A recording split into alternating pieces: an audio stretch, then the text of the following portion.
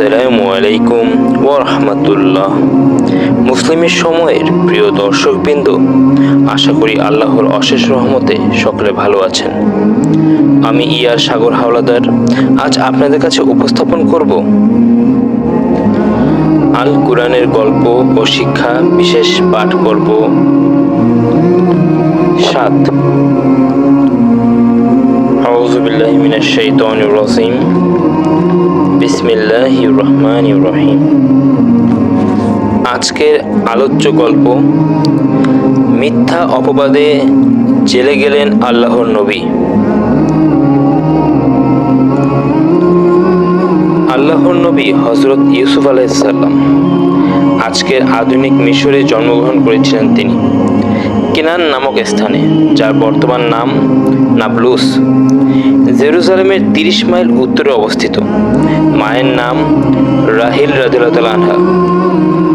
তার পিতাও ছিলেন একজন নবী, নাম হলো হযরত ইয়াকুব আলাইহিস সালাম। তার পিতা ছিলেন হযরত ইসাক আলাইহিস সালাম, আর তার পিতা ছিলেন হযরত ইব্রাহিম আলাইহিস সালাম, যিনি ছিলেন মানুষের নেতা।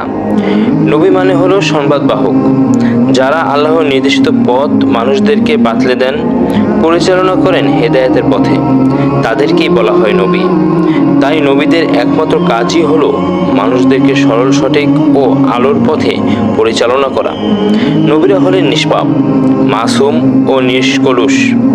তাদেরকে ছুঁতে পারে না পাপ, পঙ্কিলতা ও গুনাহের কাজ। তাদের জীবন চরিত্র হয় পুত পবিত্র, চরিত্র মাধুর্য হয় উন্নত। ব্যতিক্রম ছিল না হযরত ইউসুফ আলাইহিস সালাম এর জীবন চরিত্র। হযরত ইউসুফ আলাইহিস সালাম ছিল আরো 11 ভাই। তার মধ্যে বিনিয়ামিন আপন ভাই এবং অন্যরা ছিল সৎ ভাই। সৎ ভাইরা হযরত ইউসুফ আলাইহিস সালাম ও বেনিয়ামিনকে একটু পাকা চোখে দেখত। শয়তানের ওয়াসওয়াসায় তাকে মেরে ফেলার ষড়যন্ত্র করেছিল তারা।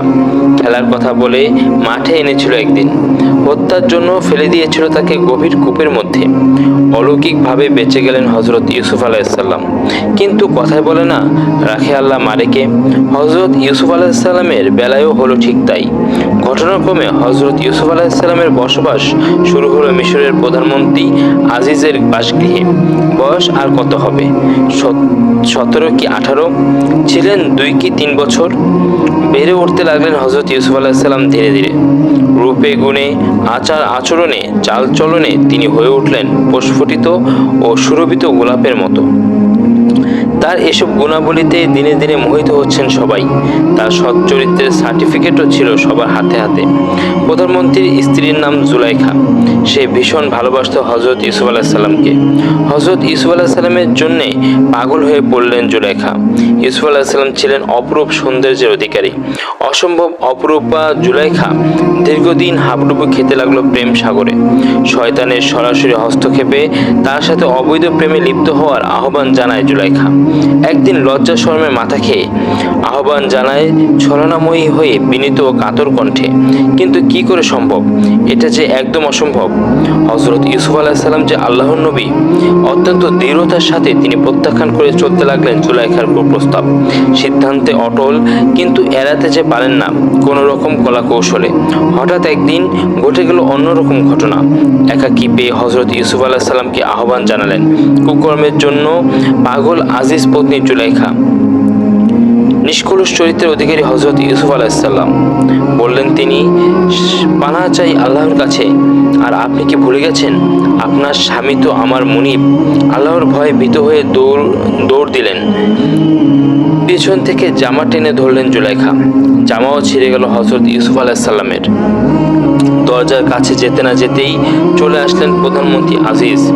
ভীত সন্ত্রস্ত আজিজ পত্নী জুলাইখা অত্যন্ত সুকৌশলে বিচারের সুর তুলে অভিযোগ করলো উল্টো হযরত ইউসুফ আলাইহিস সালামের বিরুদ্ধে। দেখো, এই যে তোমারই কেনা গোলাম, তোমারই পত্নীর প্রতি হাত বাড়াতে উদ্যত। কত বড় সাহস আর কত বড় স্পর্ধা! একে তাড়াতে হবে সহসা, আর সহ্য করা যায় না। মজার ব্যাপার হলো কি জানো, যিনি অভিযোগকারী আবার তিনি বিচারপতি। হযরত ইউসুফের প্রতি দুর্বলতার কারণেই বললেন, কি করা যায়, তাকে কয়েকদিন জেলে রাখা যেতে পারে। বেশ, তাই করা হলো।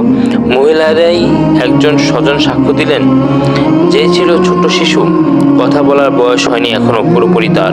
সে বলল, যদি তার জামার পেছন দিক দিয়ে ছেঁড়া হয় তাহলে হযরত ইউসুফ আলাইহিসসালাম নির্দোষ আর মহিলা মিথ্যাবাদী, আর যদি জামার সামনের দিক দিয়ে ছেঁড়া হয় তাহলে হযরত ইউসুফ আলাইহিসসালাম দোষী, আজিজ পত্নী মহিলা সত্যবাদী। আসলে জামার পিছন দিক দিয়ে ছেঁড়া ছিল, যে কারণে হযরত ইউসুফ আলাইহিসসালাম ছিলেন নির্দোষ আর অভিযোগকারী মহিলা আজিজ পত্নী হলো মিথ্যাবাদী। বলে কি হবে, অভিযোগকারী তো প্রভাবশালী ও দাপুটে মহাশক্তিধর প্রধানমন্ত্রী আজিজের স্ত্রী বলে কথা, আর ইউসুফ আলাইহিসসালাম হলেন তার কেনা গোলাম। আর যায় কোথায়, এরই নাম দুর্বলের প্রতি সবলের আঘাত, ক্ষমতা ও শক্তির দাপট বটে। হযরত ইউসুফ আলাইহিসসালামকে নিক্ষেপ করা হলো জেলের অন্ধকার প্রকোষ্ঠে। হযরত ইউসুফ আলাইহিসসালামও বলেছিলেন মহান আল্লাহর কাছে, হে আল্লাহ, তোমার নাফরমানির চেয়ে জেলে থাকা অনেক ভালো। থাকতে থাকলেন অন্ধকার কারাগারে, সেখানেই দিতে থাকলেন মানুষকে দ্বীনের দাওয়াত, খাটতে লাগলেন মিথ্যা অভিযোগে কারাবাস। আল্লাহর ইচ্ছায় অতিবাহিত হলো তার জীবন। ঘটনাক্রমে প্রধানমন্ত্রী আজিজ দেখলেন এক গুরুত্বপূর্ণ স্বপ্ন। তাবির তো কেউ করতেই পারে না।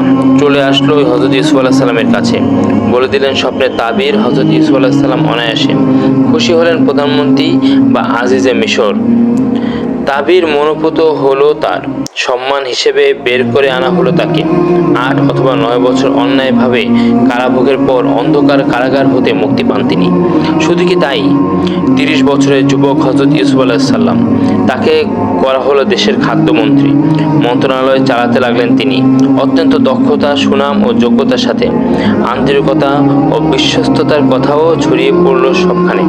মিশরে ত্রাণ নিতে আসলেন তার ভাইয়েরা। দীর্ঘ সময় পর দেখা হলো তাদের সাথে।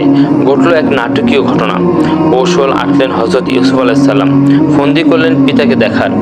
অপরাধী সাজালেন ছোট ভাই বিনিয়ামিনকে, আটক করলেন তাকে। ভাইয়েরা হলো চিন্তিত হয়ে পড়লেন, বিমর্ষ ও ব্যাকুল। আশ্বস্ত করে বলা হলো তাদের, বিনিয়ামিনের পিতা আসলেই মুক্তি দেওয়া হবে তাকে। হলো তাই, আসলেনই হযরত ইয়াকুব আলাইহিসসালাম, এই যে ইউসুফ আলাইহিসসালামেরই পিতা, যিনি পুত্র শোকে কাঁদতে কাঁদতে অন্ধ হয়েছিলেন হযরত ইউসুফ আলাইহিসসালামের জন্য। আর বিনিয়ামিন তারই আপন ছোট ভাই। ঘটল এক আকর্ষণীয় মিলন মেলা, ঘটল বেদনার সমাপ্তি, সৃষ্টি হলো হারানো সম্পদ ফিরে পাওয়ার আনন্দ। সে কি অপরূপ দৃশ্য! এভাবেই মহান আল্লাহ হেফাজত করেন তার প্রিয় বান্দাদেরকে, করেন সম্মানিত। 80 বছর পর্যন্ত দেশ শাসন করে তিনি ইন্তেকাল করেন 110 বছর বয়সে। সূরা ইউসুফ অবলম্বনে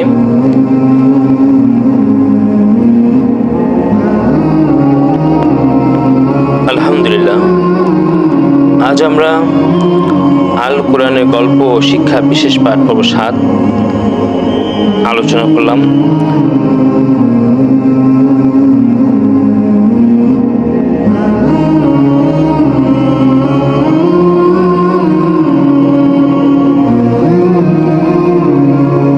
হযরত ইউসুফ আলাইহিসসালামের এই জীবনী থেকে, এই গল্প থেকে আমরা জানতে পারলাম সকল ক্ষেত্রে আল্লাহর উপর ভরসা করতে হবে।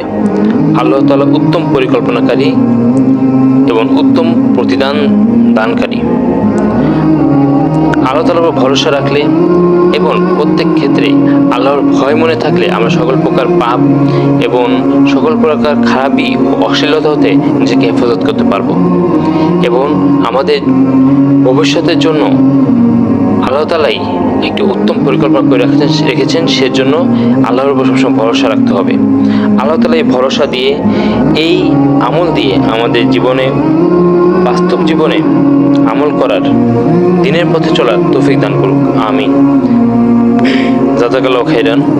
সকলে ভালো থাকবেন, সুস্থ থাকবেন।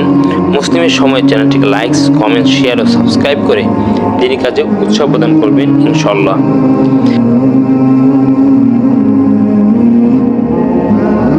পরবর্তী ভিডিও দেখতে ভিজিট করুন মুসলিমের সময় ইউটিউব চ্যানেল এবং পরবর্তী ভিডিও নোটিফিকেশন পেতে বেল আইকনটি প্রেস করে রাখুন।